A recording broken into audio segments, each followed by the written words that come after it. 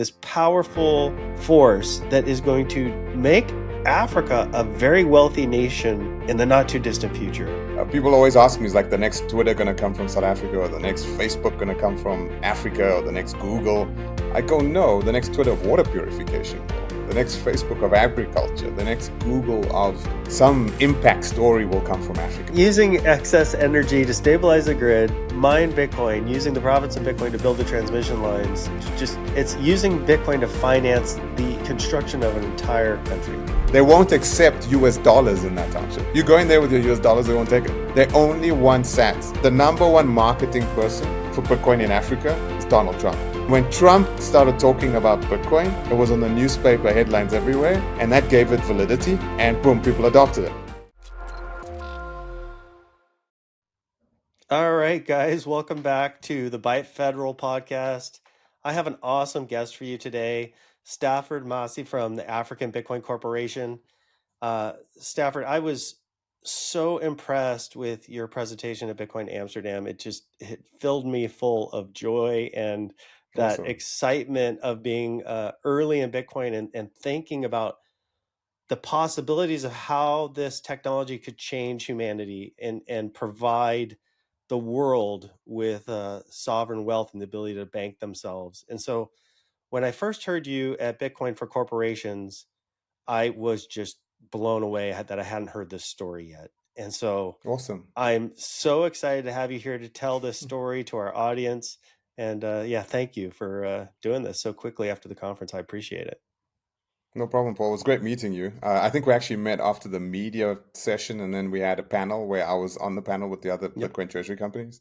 Mm-hmm. And yeah, I guess what I represent is kind of the human story. And I think Africa is a human story. If you innovate or invent on this continent, you got to do it with a human impact, else it just doesn't have scale.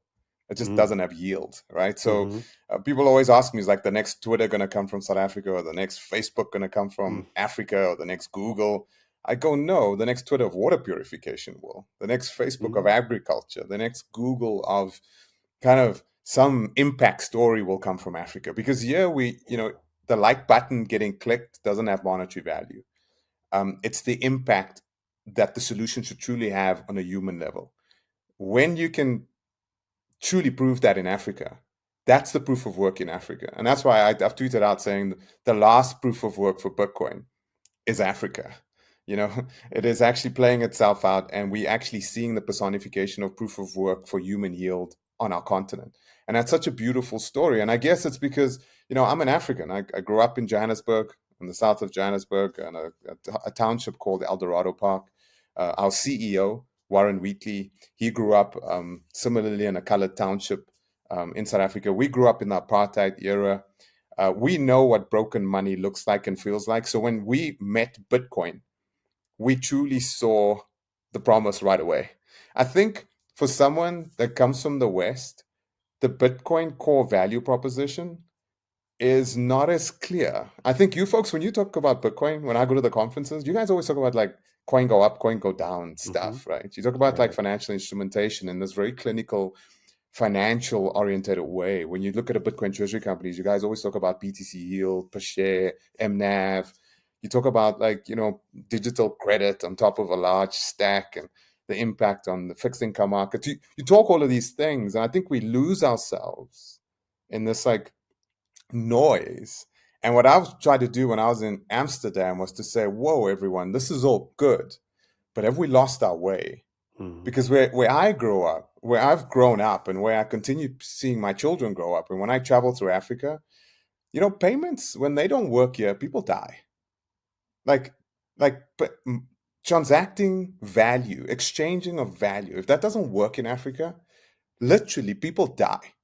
And that's for us, money, value exchange is life or death, right? To you guys, it is an inconvenience when it drops down. It's, if it does what it does. You speak about this in like inconvenient way because you've got so many other options. For us, there is no other option. But there's a time before Bitcoin and there's a time after Bitcoin in Africa, right? That before 2008, we had no hope.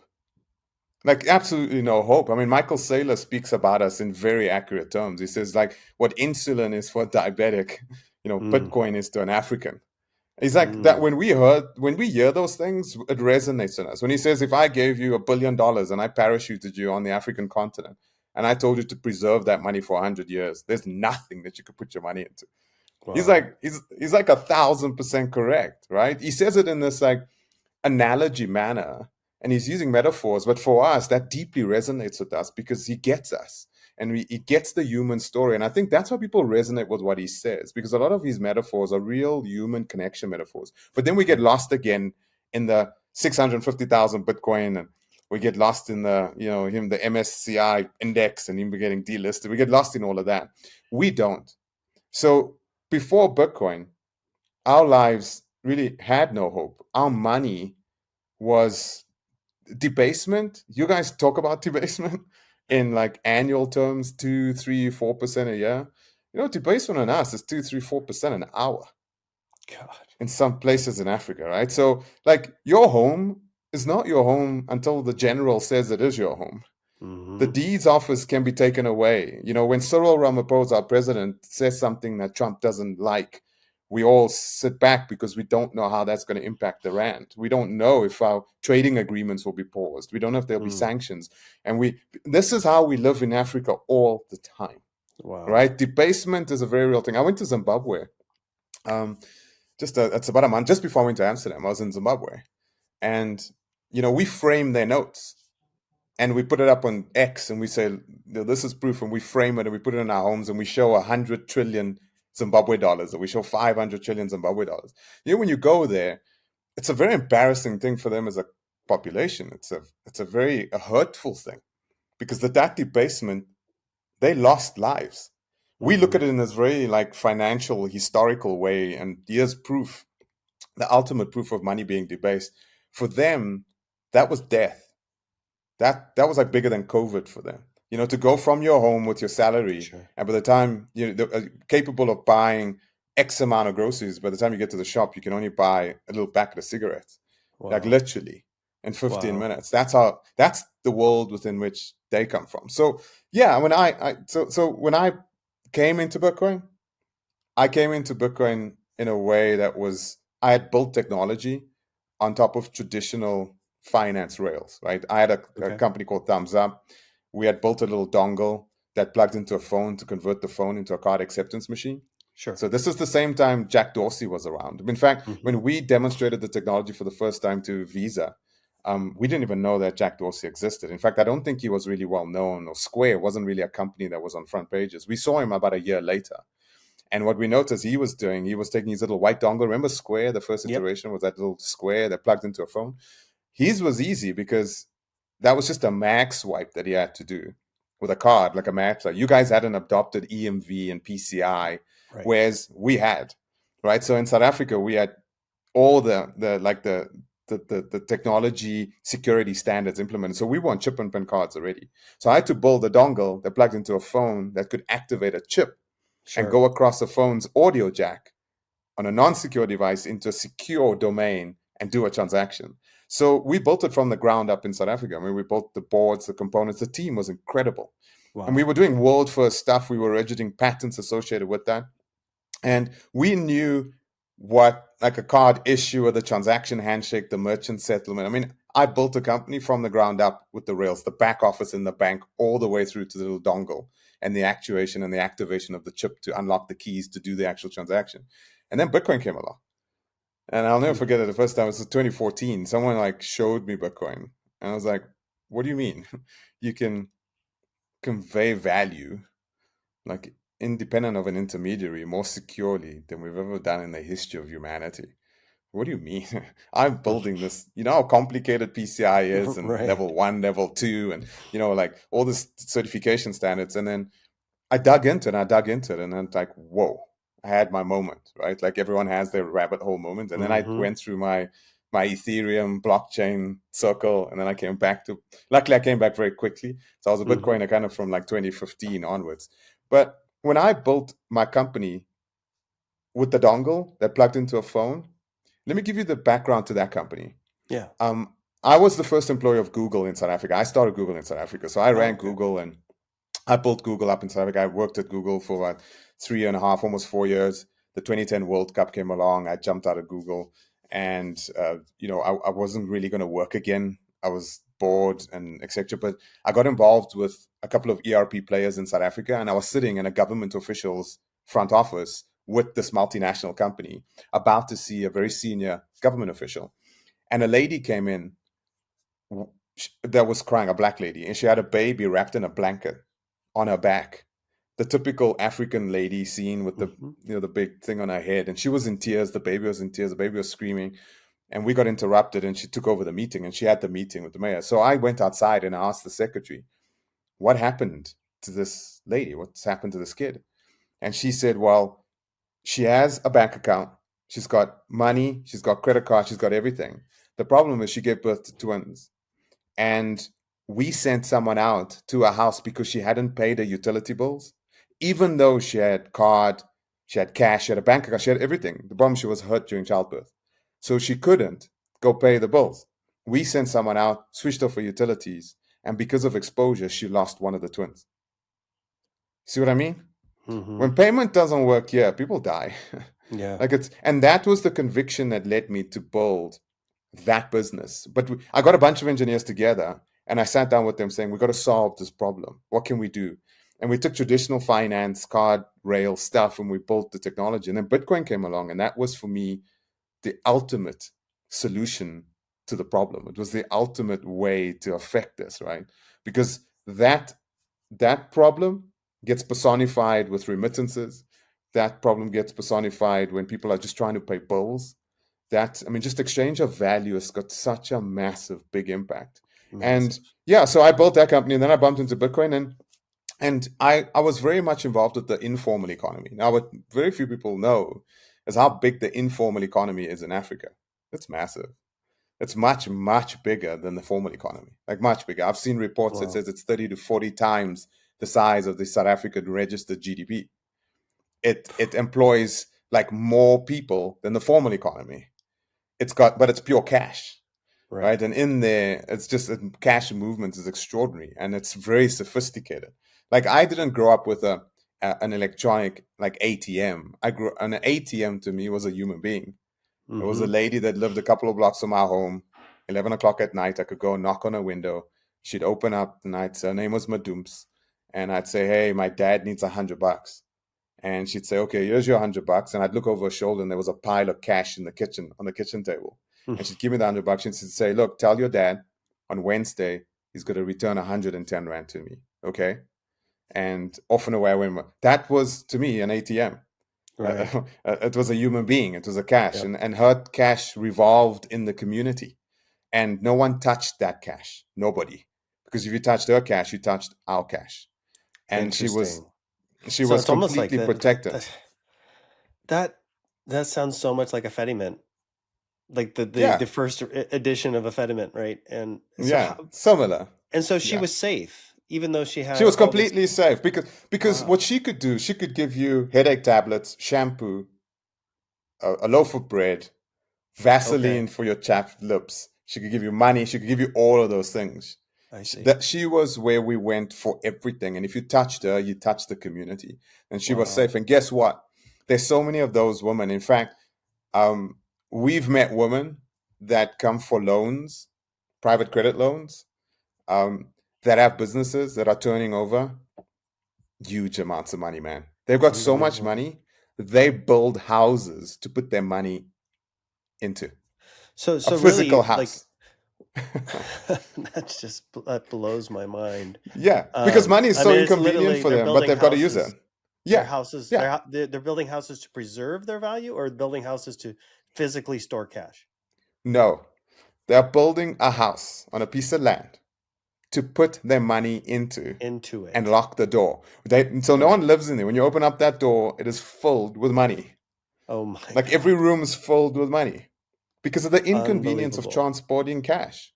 Right? So what happens is you get these like cash circular economies emerging where they're so disconnected from the formal economy, yet they're extremely formal, highly sophisticated, unregulated, no tax flow is monitored.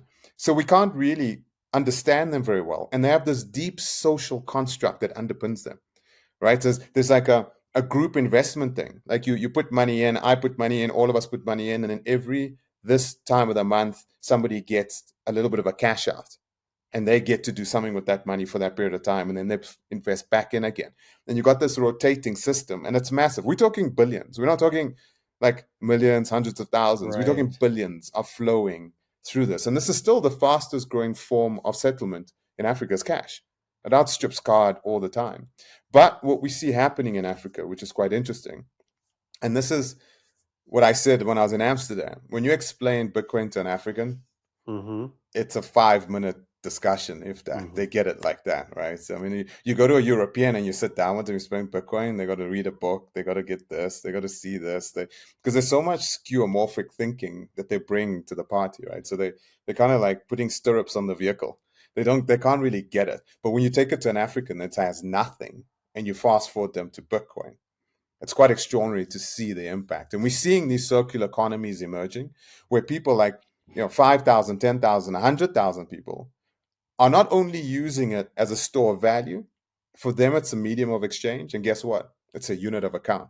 Mm-hmm. They won't accept US dollars in that township. You go in there with your US dollars, they won't take it. They Wow. only want sats. And it's interesting, a couple of observations where I've gone and I've spoken to some of the folks that are very involved in that. So, like, we have Bitcoin Ikasi in South Africa. There's some Mm-hmm. other emerging ones in Ghana, Uganda, Kenya. There's even some in Zimbabwe. And what's interesting is some of the attributes when people switch over to perfect money. So all this Austrian economic stuff that we study, starts personifying. And it's so interesting to actually see it coming to life. And you see that in Africa. So, a couple of observations. Like when you go into a township that's completely on Bitcoin, the first thing that you notice, trash Mm. diminishes. The amount of Wow. waste coming out of that township dramatically reduces. Why? Mm. Because when you have pristine capital, when you've got perfect money, you don't spend it on shit. You don't go to Timu and Sheen and buy little trinkets, etc. Your behavior as a spender changes when you have perfect money. When you have to depart sats, you really look at a qualitative service before you do that. Before you're going to pay for something, is it good quality? Is it worth it? Because your money has value. You know your money is going to be better X amount of time from now. You know your money is going to be stronger a year from now. When you know your money subconsciously is rubbish and it just debases, it changes your behavior. So what happens Mm-hmm. is you buy rubbish, you're prone to gangsterism and social ills. So another observation is gangsterism and crime starts dramatically reducing in the townships. Why? Because people have pristine money. And when you have pristine money, you have the ability, you have hope. You Yes. see a better future, you see a path forward. And if you take a look at like Bitcoin Ikasi right there, they've got that little non-profit that they're running with black surfer kids. Right? So those kids are being paid in Bitcoin for surfing. So they're doing surfing lessons and getting paid in sats, etc. But a couple of observations. Number one, before those kids would never be able to participate on the global stage with South African Rand. Why? No matter how that kid saves his rands, it gets debased so quickly. Then when he has the competition coming up and he has to pay a ticket, he can't pay for the ticket. Mm-hmm. Now when he has sats, he can plan. He can compete with an Aussie dollar kid, a USD kid from Hawaii, etc. And that gives him hope. And also, he can surf. He doesn't have to go wash a car, clean a home, do all these other things because his money keeps filtering through his fingers all the time, right? When he stacks sats, he can just surf and he surfs and he does what he loves. And guess what we're going to see from Bitcoin Ikasi, in my opinion? In the not too distant future, I think we're going to see the first black pro surfer on the international scene emerging and watch his surfboard. I bet you there'll be a big Bitcoin B on that surfboard That's so because cool. that's what got him there. And that's what's amazing. I'm It getting. levels the playing You're field. literally giving me the chills because this is. Yeah. These are all the things that we have, as Bitcoiners, have talked to ourselves about as the potential. Yeah. And this is the first time I've heard real life stories of it happening. It's And we've happening. always kind of theorized that this is what hard money would do for people. And to see, hear your stories and think about Africa jumping from a third world or even worse or non-existent financial system to the future that we all No, have theorized about to is just yeah, to so perfect money. Yeah. So to go perfect from money. nothing to perfect money. It's quite astonishing to see the Wow. Austrian economic promises kind of coming I to mean, fruition, the right? West It has is actually so much to so learn. so I talk about the surfers and I talk about all of The those West kids, has but the so other much to things learn from is what folks you're in the doing, townships. and And one of the things that we've seen at Bitcoin Ikasi are guys actually, when they can present on stage. We had a guy adopting Bitcoin beginning of this year. He was on stage talking about his Bitcoin story and how Bitcoin gives him hope. And you know what we noticed? And I spoke to Herman, who kind of leads up, he's the interface for Bitcoin Economy. And he said, you know what? What's interesting about the individuals is the confidence levels that they have. The confidence levels are just, they can get on stage. And that guy was presenting with Helen Zill, which is a very senior government official, sitting in the audience. I was sitting there too. And he was talking about his Bitcoin story. So Bitcoin is hope for us.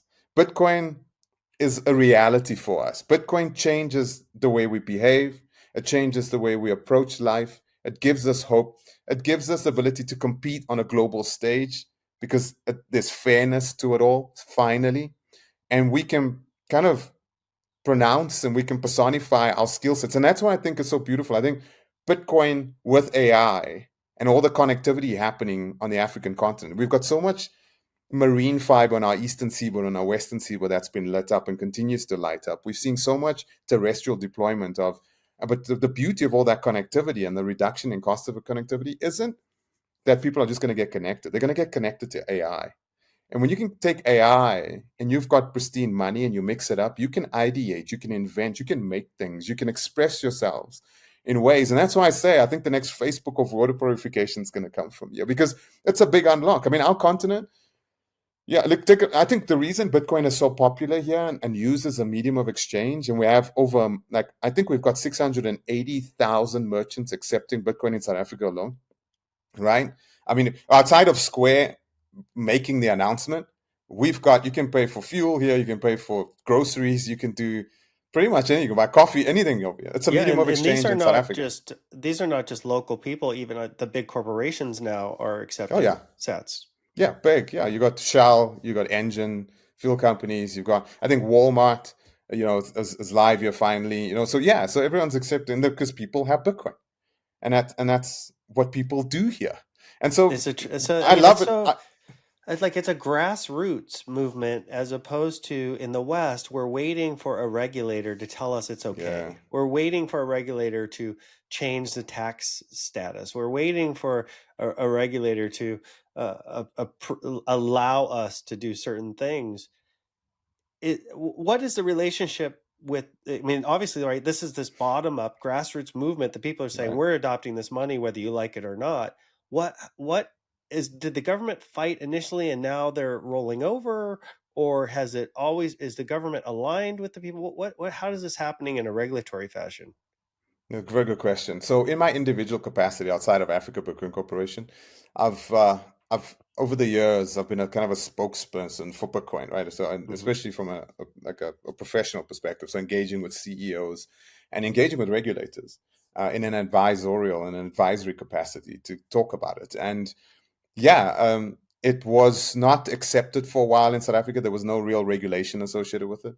Our regulator, South African Reserve Bank, has created an intergovernmental fintech working group, the IFWG, and this has got representation from, South African Revenue Services, which is our tax office, all the way through to crime and intelligence, police, monitoring, financial intelligence. All of those are together underneath this group, and they've actually issued out guidelines for crypto in South Africa, and I think it's been the most forward-looking on the continent.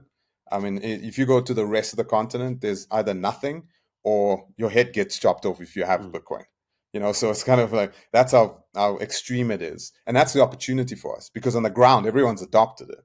There's huge demand, and if we can create the rails on the various exchanges across Africa, we can unlock that latent demand Mm. to get exposure to the asset class. But I'm kind of fast forwarding there. Let me stick on the regulatory side and really answer you well there. So we've issued out licenses, CASP licenses over here. So, there's service providers doing it. We've got exchanges, they're monitored. We've got taxation rules. We look at it as property. So there's capital gains tax whenever you exercise it.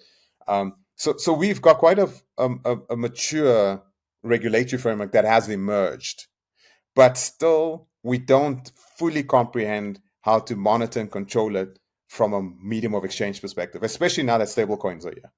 And Mm, stablecoins are scary because stablecoins are the South African Reserve Bank. I've got another company that I'm involved in called Silver Sixpence. okay. And that company does multi-blockchain monitoring in real time. So it does proof of reserves all the way through to rehypothecation checks, through to just wallet monitoring and investigation, and it Mm, sees it in real time all the time. And we took some of the studies back to the South African Reserve Bank, and our jaws dropped. I mean, we've got exchange control rules here, right? And what we saw was the amount of stablecoin and Bitcoin flows for remittances and just settlement. It was percentages of our GDP. That's how big it whoa. is. And like they Make sure sat I back, understand. just they were shocked at that. I want to Yeah. understand that. These are stable coins coming from other parts of the world to send money home. Is that correct? Well, Tether. I mean, Tether. Use Circle. They're here. I mean, so Right. you can take South African So, rand, put it in a wallet, and go to a local exchange, and you can buy USDT. And when hmm, you have USDT in your wallet, you can send it to I any see. other wallet. Okay, so So yeah, this is simple as that. how Africans are on ramping into the digital Yeah. currency Yeah, economy. stable coins have a great value proposition, but we still see they don't displace Bitcoin. They actually augment the space. And Hmm. actually this Trojan horse that gets someone into Bitcoin. So he'll leverage the frictionless fluidity of a stablecoin for a settlement, but Hmm. when he'll quickly find out about Bitcoin as the thing that you store your value in. Hmm. Like that's quickly happening. So stablecoins are actually having that impact over here. So So stable coins are it's kind of becoming the checking account, and Bitcoin is the yeah, savings account. spot on. Spot Okay. on. Exactly it. Yeah, money market savings account. Yeah, so Hmm. that's where they go put their money to get some yield and growth, etc. But as soon as they want to exercise a settlement, they'll use a stable coin because it's just so simple and it's broadly Sure. accepted and it's wild. But Bitcoin's still the predominant way people settle, though. Even when I spoke to Interesting. the Money Badger guys that do the merchant acceptance in South Africa, Bitcoin still has, I think right now, it's still about a 62% market share in South Africa from a settlement perspective, still. Makes sense. So Yeah. it's still the dominant player, but we still see the stable coins are coming. So, yeah, from a regulatory perspective, the big challenge that we have, and I think this is a global issue with regulation, not just a South African issue or an African issue, two things. Number one is separating Bitcoin out of crypto. Massive issue. It takes a lot of education. Now, Bitcoin doesn't have a marketing office. It doesn't have, it's got us. So we have to go into the South African Reserve Bank and we got to sit down with them and go, there's crypto regulation, and then there's a regulatory framework for a digital commodity, an asset without an issue. Yeah. Like this thing is different, right? This is not Solana, Cardano, all this other stuff, which have companies, they unregulated securities, they're interesting tokens, they're trying to solve a specific computer science problem. That's interesting. And that you got to monitor in a particular way, right? But when you have a digital commodity, you got to separate it out. And that's still a work in progress, even in South Africa today. So example, we had a clause that stopped us from listing ABC on the Johannesburg Stock Exchange as a Bitcoin company And because ABC there is, was just so everybody knows, that's African Bitcoin Africa. Corporation. Yeah, that's Africa Bitcoin Corporation. Yeah. So we were blocked from doing anything like Bitcoin treasury associated on the Johannesburg Stock Exchange because there was a guideline issued by the South African Reserve Bank from the IFWG stating the following: no company could issue a security on the exchange that had any reflection backward into crypto in any way or form. Right. So that freeze framed everyone. We had to engage very deeply with the regulator to get that change. The clause was changed. And that enabled us to launch ABC. But the problem is they went from no crypto. And instead of going, okay, if you got Bitcoin, you can do it, they took the clause away completely. And now it's open to do any crypto. So you can do like a Right. DAT if you wanted to in South Africa, right? So if you Yeah. wanted to do digital assets, you could do that. And so that's the challenge that we have as Bitcoiners, I think, is from a regulatory perspective, is getting our regulators to understand the difference between the two. And we Hmm. still in that path. And I think when you get true mature regulation, like you see in the United States, when David Sachs comes out and he goes, there's crypto and then there's the Immaculate Conception. When he said that, I think on the All In podcast, or he said it publicly with Trump, then it was like, okay, they get it. Mm. Finally. And I think what you guys have done, the OCC, the SEC, all this stuff, that has really pioneered and helped us down here in Africa. Like, I can tell you what, the number one marketing person for Bitcoin in Africa is Donald Trump. Mm. Like, Donald Trump, can I tell you what the biggest issue we had with Bitcoin in Africa before Yeah, Trump let's hear. Yeah, I'd love to hear. was superstition, black cultural superstition, that Okay. this thing wasn't to be trusted, this thing could be taken away, even though da Uh-huh. da da. And when Trump started talking about Bitcoin, it was on the newspaper headlines everywhere, and that gave it validity.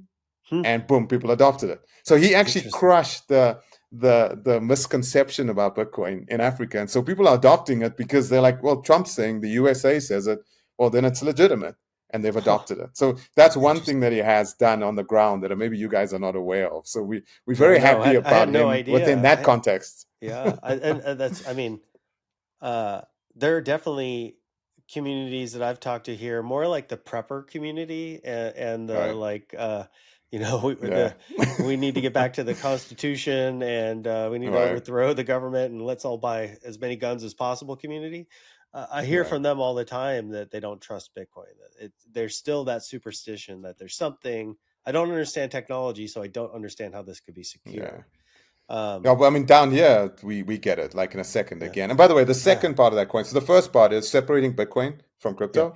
The second part is we are still in this domain waiting for the tools that allow stakeholders and regulators to monitor our industry to grow up. Hmm. What we don't realize in Bitcoin land or crypto land is that the regulators don't have the real time monitoring tools. So when Michael Saylor gets up on stage and he talks about when people say, okay, proof of reserves, like Mm-hmm. his answer is this like weird answer, right? And you ask other guys, they talk about, well, we don't do it because of dusting. And you talk to Jack Mollers and he kind of talks about proof of reserves and he talks about rehypothecation in a particular way. Then you move over to like River says they do proof of reserves in their particular way. But if you truly take a look at proof of reserves in the true sense of it, the tool sets that exist are not doing proper proof of reserves, like proper zero knowledge, truth based truth of reserves. And we can do that. And so one of the interesting companies here in South Africa is Silver Sixpence, and they're actually engaging with stakeholders in the United States too. So they've built out this layer that enables, like the SEC or the IRS or the OCC to actually have the tool. Because the OCC has opened up the gates in the United States. They said, "Hey guys, Yeah. you can go do crypto. Banks go crazy, but remember, you can't do these one, two, three, four things." Mm-hmm. But they can only say that, but they can't enforce it. They can't enforce it and they can't see it. They can't prove it. They can't see it. Right. So I think Right. that's a massive opportunity in the space. I'm actually investing time and energy in that space because I think crypto regulatory architectural tool sets for these stakeholders are going to be a Mm-hmm. big business, in my opinion. The ability to monitor, control, Sure. investigate, do proof of reserves, etc. These, and I think banks need it. Anyone that's going to custody any crypto needs these tool sets to prove to the Absolutely. community through to their regulators. And I think that's still a maturity level 2 or 5 in our industry at the moment. It still has to grow up. We're not Sure. there yet. Yeah, and that's a big challenge. So those are the two How, challenges, right? so how are they doing it differently than say just posting their public address, which is kind of what a lot of people are doing. Well, I mean, you post your address, but there's so many, you know, addresses are so fluid, right? You can move something. So when that movement happens, when that event happens, I need to know. Right. Wallets have history to them. You So can go it's kind of all the like a way back. combination of like elliptic or chain analysis where they're Yeah. seeing the movements of those coins um, and categorizing them as maybe not a sale, but just an addition or a separation of the stack into multiple wallets. Or is Hmm. that kind of what you're getting at? Well, you just broke up there a little bit. Can you just repeat that quick, Oh, Paul? okay. I was just saying, like, Yeah. if is it a matter of being able to clearly define if coins move from wallet A to wallet B, Yeah. or wallet A becomes wallet A, B, C, and D, that Exactly. these are all Yeah. reserve wallets and not the sale or a Well, it's transaction. a little bit like just think about how do you do a tax filing when you're a true Mm-hmm. crypto maniac, right? So you take your Bitcoin, you swap it to ETH, you do something with a smart contract, you stake it over there, you buy a little bored ape over here, you sell the bored ape for something, and then you move it into Solana, and then you hold it on Solana for a while because the staking yields look really Yeah. good there, and then you move it over there, and then you're doing something for some. You could that multi-blockchain wallet migration, multi-exchange hopping. Like, how do you do a tax filing at the end of the year? Like, how do you do Right. that? Yeah. Right. So, like, It would be it's brutal. it's exactly. So so the opportunity to have a tool. Imagine you logged into Coinbase, or you logged into Kraken, or you logged into the local exchanges, and you literally logged in as Paul, and you went generate a tax report, Yeah. and you sat back and outspat an IRS compliant tax filing for your crypto, and it gets emailed off. Wouldn't that be Yeah. cool? That would be Wouldn't you fabulous. pay it? Wouldn't you pay $1 for that? Yeah. Yeah. I mean, So there's literally hundreds of things that I have not done at all because I don't want to deal with the tax file. I just hodl. Yep. you see? And I think that's blocking the innovation. So, as much as we ask for rules and regulations, I think it's a two-part story. We Yeah. get them, the OCC says go ahead. But the problem is we freeze frame because the banks are like, okay, so how exactly do we do this? Like example, Goldman Sachs, they're the bank behind the IPO for Circle, right? So, Circle Yep. IPOs. How do they manage the risk associated with Circle? They know they don't have the tool sets to look Right. deep into Circle's reserves. They Right. don't know what's going on in Circle, right? So that's a big problem. Um, as a bank, they're showing away Paul. So when you show up at Goldman Sachs today, I think it's still the case today. You can have $100 million and you can have $50 million of Bitcoin. You show them that in your portfolio, they'll show you away. They're like, Yeah. Yeah. their risk system kicks you out and goes, don't bank this guy. Like, Yeah. because we just 100%. don't know Yeah. how to deal with this guy. And I Yeah. think Exactly. that's what we've got to fix. So from a regulatory perspective, it's not just having rules and guidelines, it's but giving institutions the capability to enforce with real-time tool sets. And I think Yeah. that's a massive gap in the industry right now. And I'm deep in that. I'm trying to do Yeah. as So much that's as I interesting. can there. From your perspective, the uh, giving regulatory bodies the ability to properly see Yeah. the transactions and categorize those transactions will lead to better regulation and a more free market or Yeah. a And I think more yeah, open exactly. market. So it's spot on. And that's why these like Zcash guys, when Winklevoss got up in Amsterdam, I mean, I was Yeah, like well, this is when you I missed that. Tell me what happened there yeah. because a number of people have talked about it. So like I don't want to diss anyone else, right? Sure, So it's sure. last I mean I'm just this little African in a jungle down here in the middle of nowhere. So I'm just like I don't this think is so, my Stafford.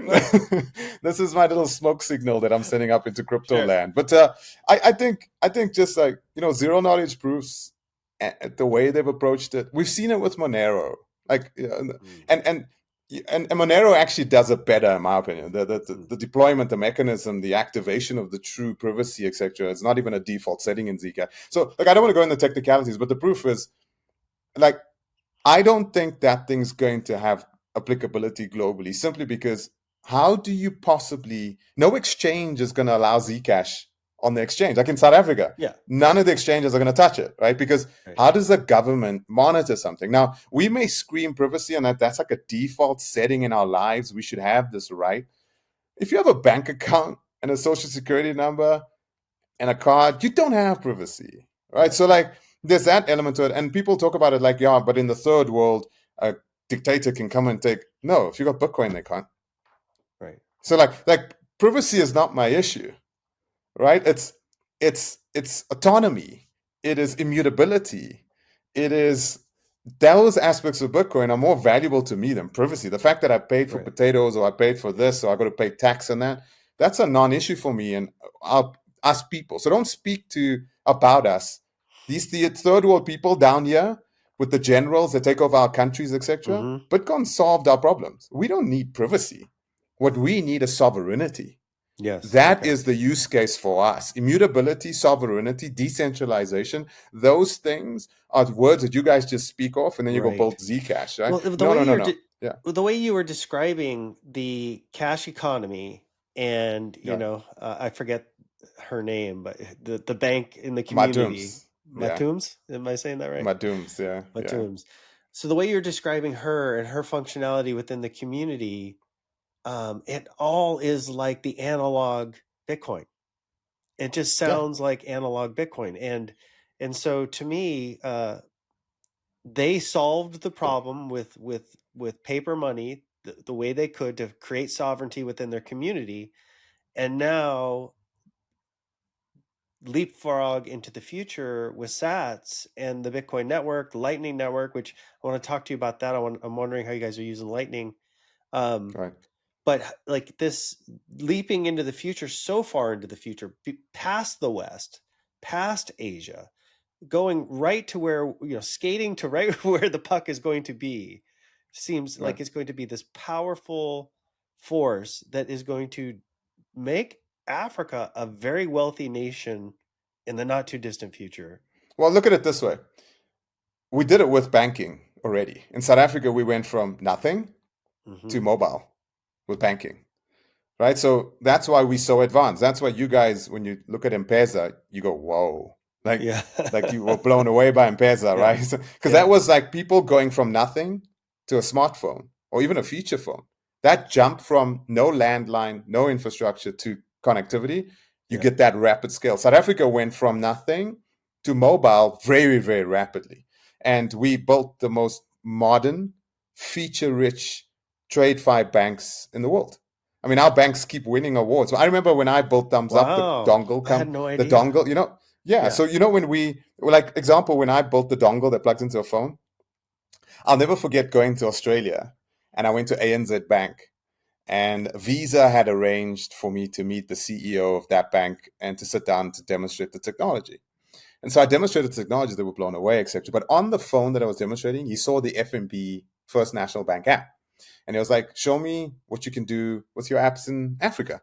And he had all these executives standing behind me. And I opened up the First National Bank app and I said, look, I can send real time money in an instant. I can do cashless withdrawals from an ATM. I can. I was doing all these things on the phone, and they were like, "Oh my god, what, where, how, who's built Yeah. that? Are you sure this was built in South Africa?" And we were like, "Yeah, yeah, we do. We've been doing this for like 5 years. What are you talking about?" So, and that's what happens, and I'm seeing that happening with Bitcoin too. We've got people from overseas arriving in South Africa, and I think something I sent it out on X the other day. A guy from England landed in Kenya, and he was taught how to use sats and how to pay in Bitcoin because the lady just wouldn't accept his pounds, right? She would only accept sats. And she taught him about Bitcoin. And his parting phrase, he left with the Bitcoin book, and his parting phrase was, geez, I got to get this Bitcoin thing. Like I've got to get, and that was Wow. in a jungle in Kenya in a rural village. So yes, absolutely. And I think what's beautiful is some statistics associated with our continent, right? So we're 1.4 billion, 1.5 billion people today. By 2030, we'll be 2 billion. We're the fastest growing in percentage terms. I think we're growing at like just almost 3% a year, continental wide. Our average age is 19. We're the youngest continent in the entire world. So we're growing. We've got 19-year-olds predominantly. And guess what? 65% of the population is below the age of 20, Wow. Wow. right? It's So a you take bright a look. future for Africa. Yeah, so but if you take a look at the future, I think we talk about it in like value exchange paying with I think what people don't really realize is what's happening with Bitcoin mining in Africa. That's Okay. another Yeah. story, right? I Yeah. mean, I we've mean, got all the we've heard natural a little bit resources. about that over the Ethiopia, years, but what is Kenya, the yeah. current status of Bitcoin mining in Africa? Yeah, I mean, if you take a look at gridless, the guys are Uh-huh. taking natural resources and Yep. converting that to sats, and from the sats and the whole conversion comes electricity, so kids can study, etc. That's like the real rural type implementations, and those are really Yep. interesting. But like I'm involved in some projects here in South Africa and Sub-Saharan Africa for grid stability and demand management, right? Okay. So literally, where the problem that we have, example in South Africa, just a quick synopsis of South Africa, we've got more energy. So we went from power outages. I'm sure you saw the headlines, power Yep. outages all the time. The government opened up the regulations for us to deploy solar PV or alternate forms of energy generation in our businesses, in our homes. And we literally deployed arguably between 3 and 5 gigawatts of power in 24 Wow. months. Wow. So we went from a country that was struggling with power to suddenly having too much power on our grid. The big problem with our grid is what? Transmission lines. Yep. So that's the big issue. So so not only did we deploy so much solar in our homes and on our businesses, we created the duck curve, right? So the duck curve really indented. And so that gaping hole there creates like frequency and regular demand management issues on our grid. And that's a big issue. Now, Bitcoin's beautiful persona on a grid is what? It has the ability to take a gigawatt of power Yeah. and then get switched off, and then take a gigawatt of power again and get switched off. And that characteristic gives you the grid stabilization capabilities, and that's huge for us. So that was big for us. But the big one is our transmission lines are not built out. So what we have in the Northern Cape in South Africa are gigawatts and gigawatts of wind and solar. I mean, if you take a look at solar irradiance in South Africa, I think if we rival the outback in Australia for Wow. sunlight in a year, right? Yeah. So PV has got like a real promise for us. The challenge with renewable energy is not generating it; it's getting it from source to distribution, right? Over Yep. the transmission lines. So we don't have the transmission lines to get it to source. So what we're doing is we're working on a project right now where we want to put Bitcoin mines at the source of generation, where the wind is, where the solar deployments are, monetize, and from that monetization, have the budget to build out the transmission lines to get it onto the distribution and ultimately Gotcha. to the consumer. Now, this Wow. is happening in South Yeah. Africa. This Wow. is happening So up in using Congo. using excess energy to stabilize the grid, mine Bitcoin, Yeah. using the profits in Bitcoin to build the transmission lines, just it's using Bitcoin to finance the construction of an entire country. Yeah. The arterial That's veins rad. of power is you Yeah. can't do it without Bitcoin. Yeah. You can't. There's not enough batteries. What are you gonna do? Like just deploy batteries everywhere? Yeah, and It's you got to dirty get the energy. money It's before you super could buy the expensive. battery. Yeah, And yeah. Bitcoin So it is the doesn't money. work. Yeah. It's perfect. Yeah, it's the perfect. Perfect. So again, thank God for Bitcoin, right? There's a Mm-hmm. time before 2008, and there's a time of proof of work. And Yeah. we're seeing that, like in the Congo, we're seeing guys deploying, Bitcoin mines on hydro deployments, Yeah. and the Bitcoin mines are resulting in a monetary value at source that results to budget for the transmission lines to deploy all the way up. So I mean, it's incredible what's happening. Our human resource is incredible. Our natural resources are unrivaled. We Mm-hmm. feed the world gold, we feed the world rare earths, we feed the world everything else, right? So Mm-hmm. what's beautiful is this, what I call the emancipation. It's the African Renaissance. So like what we saw with the Renaissance in Europe, Uh-huh. and I love the Renaissance in Europe. Like one of the things I read was Walter Isaacson's book about Da Vinci, and I read, Debt 5,000 Years. I read a couple of books, and what I tied all together was like the Renaissance was the Renaissance because of pristine money. They Yes. won the gold standard, right? So Yep. you could lay on your back and paint a ceiling and get rewarded for that. You could sculpt. You could put your head in water and study water like Da Vinci did. You could do all those things because he was paid in gold, and that money was hard. And I think Right. Africa is about to go through that renaissance. We 100%. just about there. So we've got the human capital, we've got the natural resources, and now we have perfect money. And I think that combination is what you see happening in Africa. And people have always waited. They're like, Africa's always rising. When is it finally going to rise, right? And I think, yeah, just be patient. We're Yep. coming. And I think we're going to show folks how to do this stuff properly. And what I mean by that is like how we did our Africa Bitcoin Corporation company, right? Yes. What's the difference between us and everyone else is, if you take a look at where a European does a Bitcoin treasury company, or a Japanese person, or person in the UK, or person in the United States, it's very clinical, right? They're doubling down on their Bitcoin plays and their MNAVs and their yields, and, Right. building up their treasuries. I feel they've lost their humanity. I really do. Like the difference between me and everyone else at that conference, and I think that's why it resonates, is when I got up, I said, like, how about a human yield? Let's stop talking about like a Bitcoin yield. Let's go back to a human yield. How about measuring Bitcoin and saying, for every one Bitcoin that the African Bitcoin Corporation is going to raise, we can impact and create 5 jobs in Africa? What if we started off as a baseline metric that said one Bitcoin equaled 5 jobs in Africa? And a job is dignity, a job is hope, a job is prosperity, a job is a family, a job is invention. It's coagulating latent human potential and applying it to the world's biggest problems with AI.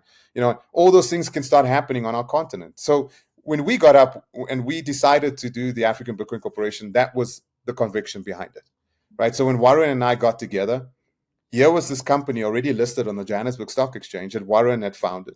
And it's a beautiful private credit business.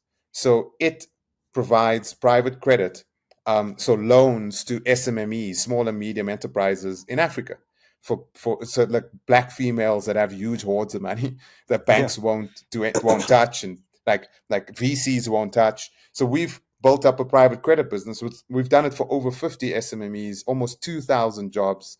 So we looked at that and said, let's take a look at what Michael Saylor says. Let's not run from the fire. Ford put it in the engine. Yeah. Musk is putting it in. What if we took this thermonuclear weapon and we shoved it into a private credit engine? Kind of how would that look? And that's what the Africa Bitcoin Corporation is. So we took private credit that has an impact on an SMME basis, and we measure ourselves in jobs and in human impact on our core Uh-huh. business. And we said, if we built up a Bitcoin treasury around this business and we had muscle, we could take our Bitcoin treasury and we could go lend money in the world, collateralizing this asset that everyone now is accepting. So JP Morgan accepts Bitcoin as collateral. Like when you go to Switzerland with your Bitcoin, they accept it as collateral. You land there with rands? No. No. You land there with gold? No. You land there with platinum? No. But you land there with Bitcoin. Oh, we can do that because we can see the wallet, we can lock it up, we can hold it in escrow. It's super liquid. We love that. And for the first time, we have an asset in Africa that a private credit business can take overseas to Japan, lend at 4%, or lend in Switzerland at 5%, or in the United States at 9%, and deploy that fiat capital, galvanized with the Bitcoin balance sheet, collateralized with that, and deploy that at 20% in Africa. That's the So arbitrage. That's the business. is that are those loans being made in rand, or Yeah, are they they're made in okay? rand. Yeah. Okay. No, so we're not touching the Bitcoin, right? So the Right. Bitcoin, The we're Bitcoin's doing a the traditional. collateral. Bitcoin's Yeah, a collateral. that's the You get the collateral. loan from the bank in whatever currency Switzerland, they yeah, and lend it. USD. Yeah, Yeah, you yeah, convert to rand, you lend it to the businesses in Africa, and yep. they have a loan They have a that's loan, and in a yeah, and currency that's devaluing. correct. But they have a loan. They can have an impact. They can go buy the Yeah. cattle. They can buy the Hmm. land. They can buy the machinery. They can buy the product that they waited for. So we've seen this, and our default rates on our loans right now, zero over 3 years, 0.08%. Wow. We don't default on our loans. Our loans are double securitized. Yeah. So like it's good paper, right? Yeah. It's not like we're just taking money and throwing it into Africa somewhere in the jungle. No, Sure. these Yeah. are Yeah. Yeah. businesses. We have a financial analyst team. We go deep. We sit down with the entrepreneur. We understand the business. We look at the assets. We truly make sure that they've got collateral to Yeah. truly securitize this loan, and then we deploy the capital. And we've done it. We've proven we can do that, and we can do that at scale. Now, what we want to do is like we could do this the way we're doing it and keep running around trying to get money from pension funds and everyone out there in fixed income world, and we can get it at rates that are kind of market related rates, and then we deploy it with a very little margin. But when you shove a Bitcoin engine in it, Yeah. suddenly you can go anywhere in the world with this thing and do a loan to value and maybe Yes. 10%, 30%, land in Africa with a chunk of USD, deploy it, and you're making large margins on those loans that you're deploying. And you're having human impact. And what we're doing is we do listing across Africa. So it's not just South Africa. So we're Okay. doing it. We've done it in Namibia. So we're trading on Namibia right now. Okay. BAC is our ticker on Namibia. We're going to Botswana. We're going to Zimbabwe. We're going to Kenya. We're going to Uganda, Ghana, all the way up. So what makes us also unique is the fact that we're not a country play. We are continental play, Right. right? And that's also unique. We're presenting the whole of Africa. We're not the South Africa Bitcoin Corporation. Yes. We're the Right. Africa Bitcoin Corporation. So because South Africa is literally the only market, the Johannesburg Stock Exchange is the only market where you can register a company on a bourse with the necessary liquidity and integration and governance and rule of law and economic stability to actually do this play. So we that company on the JSE. We publicly traded on the JSE. We're now doing it in Namibia. And today I can announce we're live on OTCQB in the United States. Our Oh, ticker great. Great. is happening, and in Frankfurt, in Germany. So our Okay. ticker is running there. OTCQB is live, and imminently we're waiting for our Accius, the UK listing. So what we're doing is we're opening our pools of liquidity in international markets, and then we're doing the Pan-African play, and we're just taking this private credit engine with the Bitcoin treasury, and we're taking that to market in Africa, and we're Yeah, that's generating human beautiful. yield. That is Yeah. fantastic. I'm curious, how are institutional investors thinking about ABC and what So you're doing? How, like, what yeah. is their you know, like, are they Bitcoiners enough? Do they just like how are they feeling about all this? So it's interesting. I think the pension funds Yeah. that give us money understand it, but they want to make sure that the analysts and the private credit team are separate from the Bitcoin treasury team. That's you just Okay. got to give them the peace of mind that you're not taking your eye off the ball, that you're not contaminating or creating risk. But when you sit down with them and say, what I'm actually doing is I'm de-risking myself. They think it as risk because they see volatility as risk. We have Sure. to explain them that volatility is not risk. Risk is different from volatility. Volatility is actually an amazing thing. And utilizing volatility, we can, accretively dilute over here. We could do some interesting things once we reach a certain size. We can start issuing out instruments that are quite novel in our market and on a global basis. We'd ultimately love to do prefs, right? We'd love to do digital credit. We'd love to do all of those things, but we want to do it very carefully, so we're not doing it. We're not rush pipe buying into Bitcoin to get onto a Bitcoin leaderboard. Yeah. That's and people are doing that. And again, where's the humanity in the play? For us, that's the thing. We don't want to be on a leaderboard. We want to be on a human healed leaderboard. So our leaderboard is like how many people's lives have we affected by what we've done over the last quarter. That's how we measure ourselves. Because if we don't have a business like that in Africa, it's just not sustainable. I mean, Uh, we can go do something else, right? So that's what we are driven by is human yield. So we're taking our Bitcoin treasury, we're showing it to the capital allocators. They're liking it. They love it. And you know what's amazing? Namibia, where we just dual listed, nobody in Namibia can buy Bitcoin. There are no exchanges in Namibia. It's not illegal. There's no real regulation, and there are no exchanges in Namibia. wow. So you got millions of people there that want to buy We should Bitcoin. talk about ATMs for Namibia. Yeah, no, totally. Yeah, Go you get them could. some Bitcoin. Yeah. So there's pent up demand there for the asset class. And when you go across Africa, high net worth, family offices, high net worth individuals, the amount of money locked up, enterprise money locked up and undeployed just in South Africa is almost 2 trillion rand. Wow. You know, Holy that's an smokes. astonishing. They That's just don't know what to insane. do with that money. So if we can get 10% of that, if we can get like Yeah, 5% yeah, of yeah, that, that's a yeah, significant. Now think about that Pan African. Right, yeah, that's the latent demand and opportunity for our business across that. So yeah, I think we're different.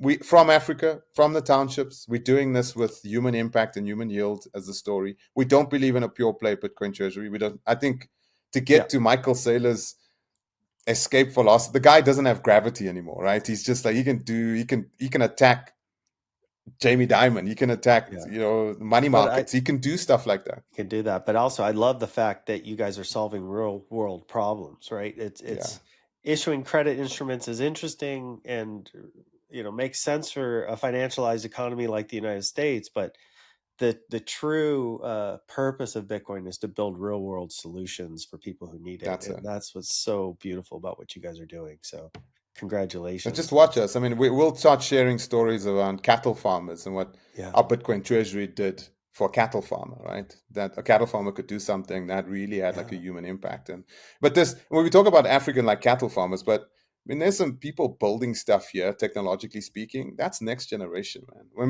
As, Machankura is one of those apps, right, where you can buy Bitcoin, send sats over SMS. It was uh-huh. built in South Africa. And that's Yes. utilized in Kenya across. So the founder, what's interesting? Can I tell you something? I spoke to him the other day. I told him I'm going to Bitcoin Amsterdam. Yeah. I just want to catch up with you quick. And he was like, yes, Steph, what can I tell you? I said, give me the number one impact that you see when people adopt Machankura at scale. What happens? And he told me this, he told me that, and he wasn't getting. I said, no, no, no. Give me the one that stands out for you. And he said, the one thing I've noticed when the kids adopt it, the young people in the villages, I notice they don't leave. They don't leave anymore. They stay. Right. So what we're noticing The is, and wealth then what's stays the in biggest the issue? community. Well, they have hope. They don't leave. They don't have to go somewhere to go earn money. They can, and that. That was profound. And we kind of dug into that with him. And he said, and I said, you know what? That's like our immigration issue, right? All these Yeah. boats over the Mediterranean into Europe. It's broken money. It's Like broken broken money. money is the reason. It's not because people, it's broken money, man. I Yeah, mean, you we go because live you broken have money to. every single Yeah. day. Yeah, Yeah, because you have to. It's 100%. not because you want to. And you know what's beautiful? They're staying in their villages and they're doing work to go back into the history of their cultures. So And they're cool. doing historical work and they're finding out about where they come from and why they play certain musical instruments, and they're bringing that back Yeah. into the villages as young people because they got perfect money. Yeah. And that's the number You know, that's one thing that he's seeing.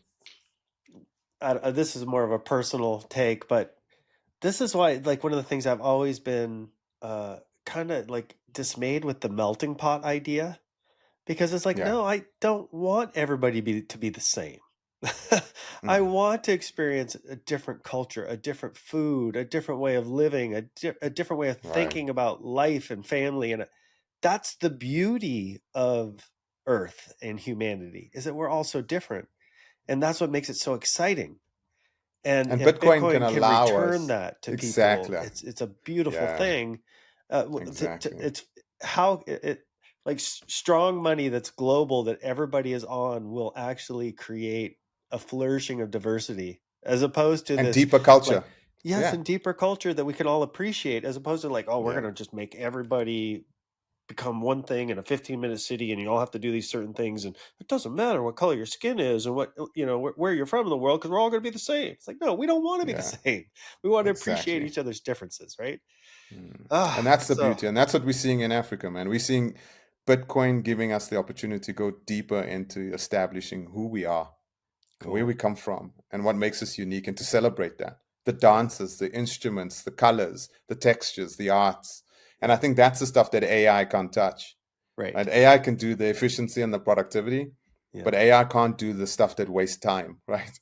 And the wasting of time is it's not plowing the fields. It's like coming up with the Michelin chef recipe, right? That Yeah. master chef. That's Yeah. wasting time, but that has value, right? It's not Yeah. about weaving of clothes. It's like the fashion runways, and it's the Yes. wasting time. And I think It's the the golden beauty is age, right? exactly that. It's Yeah, And that's what the and that's golden the age promise. reflected to me, and that's what I saw as the potential in Bitcoin when I first discovered it, is this ability to toil, the ability to be Yeah, like the surfer that you described as a great example, right? If you just think of his surfing equivalent to uh, Da Vinci's ability to toil, right? You endow exactly. this individual with Yes, sovereign wealth that will appreciate.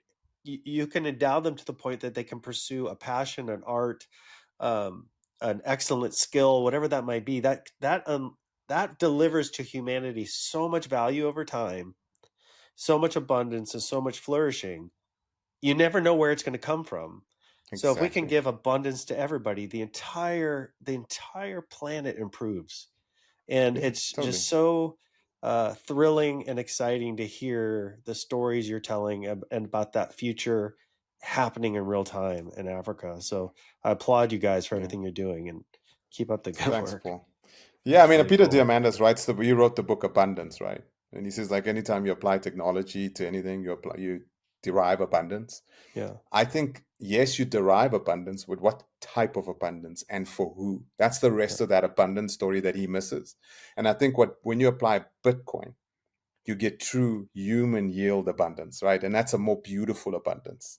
That's not Yeah. a capitalistic pure abundance. That's like a more humanistic abundance, and that's what Yes. Bitcoin does. And I think we almost need to write the book about abundance for Bitcoin, not the technology abundance that he's got, but there's this beautiful thing, and I think it's an Yeah. abundance of hope. And Yeah. and what we're trying to prove with Africa Bitcoin Corporation, for us, Bitcoin is hope, and we believe hope has yield. That's our story. Hope has That's yield. cool. And that's what it gives us. And we have hope. And when that word is so weak to an American, maybe, or to a guy in Britain or in Japan, but hope in Africa, man, it's fundamental, man. We Yeah. finally have hope. We finally can see tomorrow clearly. We can finally see a way. Before 2008, this wasn't possible. There was no way. There was only the old way, which was a broken money way. And now we have a perfect money way and we have an out. And when we speak about this asset, you guys talking Bitcoin, we talk down here in sats. Satoshis, we already denominating it. And we don't talk about Bitcoin. It's too big. Yeah. We talk about rands and we talk about satoshis down here. So yeah, it's hope, and the Africa Bitcoin Corporation is about generating yield from that hope and having true human impact, and that's our story. That's amazing. Stafford, tell everybody where they can follow what you guys are doing, all your different ventures, and how Mm-hmm. they can keep track of you guys. Yeah, so I think on the Africa Bitcoin Corporation side, just go to africabitcoincorporation.com. Click on our analytics page. We're quite proud of our analytics page. We did it. It looks really cool. And we're doing true proof of reserves, real-time analytics. We also got a human yield on there, so you can take a look at how much Bitcoin we've raised relative to job impacts. I'm very proud of that. Take a look at our ticker. So if you're in the United States, go to OTCQB. We're trading there now. Take a look at our fundamentals. Stocks available there. If you're in Germany and Europe, we on the Frankfurt Bourse. If you're in the UK, we're coming soon on Acuus. If you're in South Africa, JSC in Namibia, the Namibia Exchange, and we'll keep doing this. We'll keep opening up the railway lines to allow the human demand to kind of come through the station, and that's what we're doing. And if you're investing in us, you're not investing in you know, increasing your Bitcoin yield and only looking at the kind of sats per share or BTC per share, you're also having a fundamental human impact. And I think that's where, as an investor, if that resonates with you and you want to see what I've described here today, personifying more and more and more and coming along for the ride, yeah, please come along. And I think you're going to see more innovations coming from Africa. I mentioned a company called Silver Sixpence. You can go take a look at them. There's a company called Bitmac. It's still in emergence, and that's the Bitcoin mining company, and that's coming to fruition. We're very excited about some of the things that are imminently going to be announced over there. It's still in stealth mode, but we're doing a lot of Bitcoin mining stuff with it, and it's very, very exciting. And again, like everything about this asset is so beautiful, right? The way it moves when you settle with it, when you store it, but the beauty of Bitcoin is the proof of work side for me, man. It's just so beautiful to see those miners and what they can do and their capabilities and what proof of work can do for a utility, a power generator, for a renewable energy project, and to create the arterial energy veins for a country. You cannot do it without Bitcoin. You just can't do it. The actuarial science doesn't work, and you can do it with Bitcoin. And that unleashing of power with Bitcoin, with money, with pristine capital, that to me, Africa presents the greatest unlock of latent human potential on our planet today. And perfect money is going to do that. And thank God for Satoshi, man. For Nakamoto, Well, not the thank you, company, and not the thank you company, the because person. Yeah, you guys have inspired me. This has been a cycle of I don't I just have been a little bit dismayed with all the number go up talk, and yeah. to get back to the mission and the purpose and why Bitcoin is so important for humanity. You've really Yeah. inspired me again, and I appreciate that. You guys make sure to like and subscribe so you never miss a great guest like Stafford. Thank you so much for your time today, buddy. And we look Thanks, forward to Paul. all the great things that you guys create. Yeah, keep watching. We're We coming. will. Awesome. Ciao. All right.